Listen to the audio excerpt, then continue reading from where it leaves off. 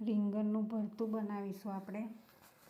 એની માટે દહીં અને મોળું દહીં લેવાનું અને એક મોટું રીંગણ, લીલા ધાણા, લસણ, મરચું, બરાબર.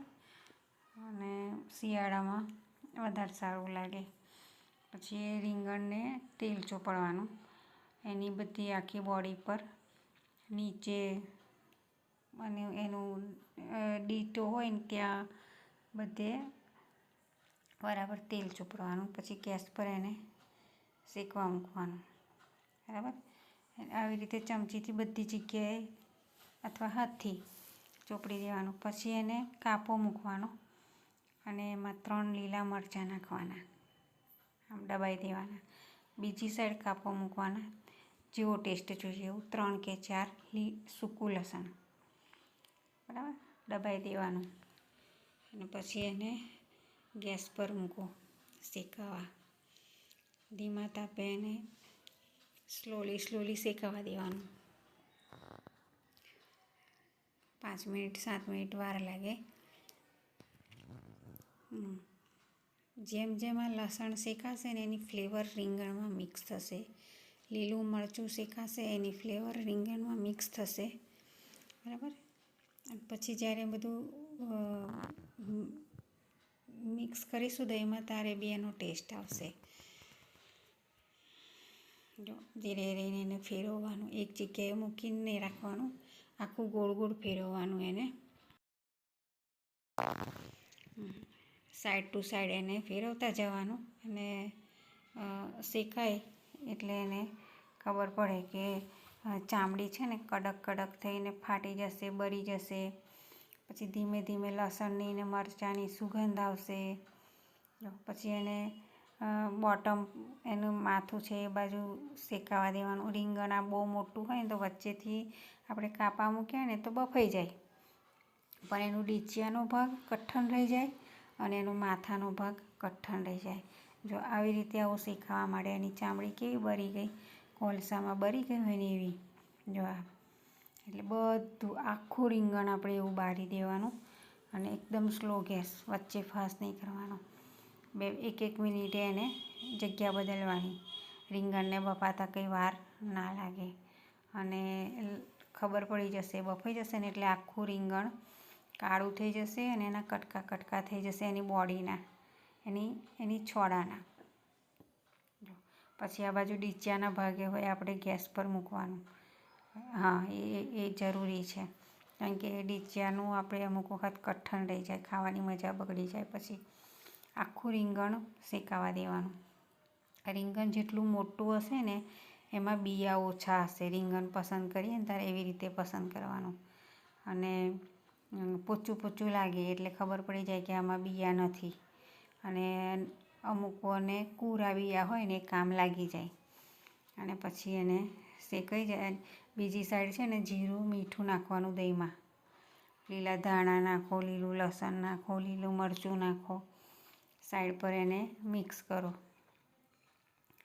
બીજું કંઈ વધારાનું નાખવાની કંઈ જરૂર નથી. કોઈ લીલી ડુંગળી નાખે પણ એમાં ટેસ્ટ નહીં આવે, ઘાસ ખાતા હોય એવું લાગે. અને સૂકી ડુંગળી નહીં સમારવાની, આટલું જ.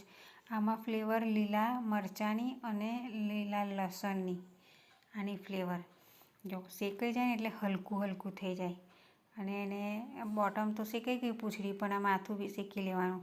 અને જો આ પડી જાય છે ને એનો મતલબ એ કે આખું રીંગણ હલકું થઈ ગયું, યાની શેકાઈ ગયું. બધી સાઈડથી એ હલકું થઈ ગયું ને શેકાઈ ગયું છે. એટલે એ પડી જાય, આડું પડી જાય. પણ આપણે બધું શેકી લીધું, સુગંધ સરસ આવી ગઈ. અને એને સાઈડ પર પછી એને કાઢી લઈશું આપણે. એનું બોટમ બી, માથું ને બોટમ બંને આપણે શેકી લીધું, બરાબર. પછી ગેસ બંધ કરી અને એને સાઈડ પર કાઢી લઈશું. ને એના બધા છોડા ઉતારી લેવાના. થોડી વાર એને ઠંડુ રહેવા દો.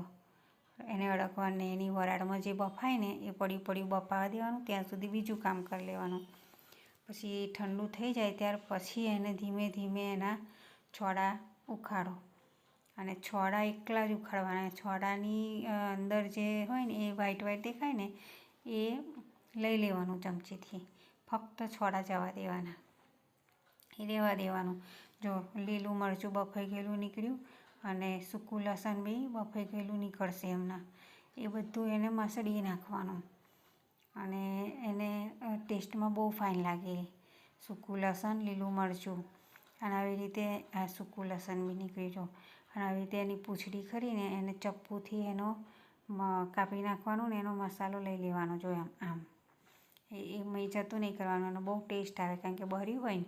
અને પછી લસણ અને મરચું અંદર આપણે દબાવ્યું હતું ને એ બધું એને મસળી નાખવાનું ચમચીથી કે કોઈ પાઉંભાજીના સ્ટેન્ડથી, કટરથી નહીં, હાથથી.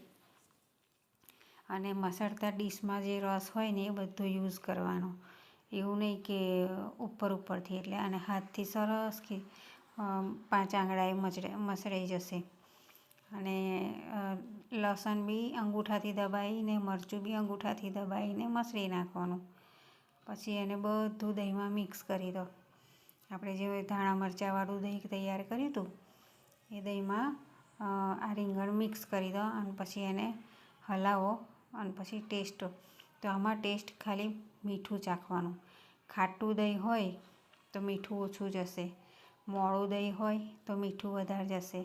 પણ મીઠું વધારે થઈ જશે તો ટેસ્ટમાં મજા નહીં આવે. રીંગણનું ભરતું કહીએ આપણે, કોઈ ઓળો કહેતા હોય. જે ટામેટાવાળું બનાવે ને એ આપણે નથી બનાવતા, આપણે આ બનાવીએ.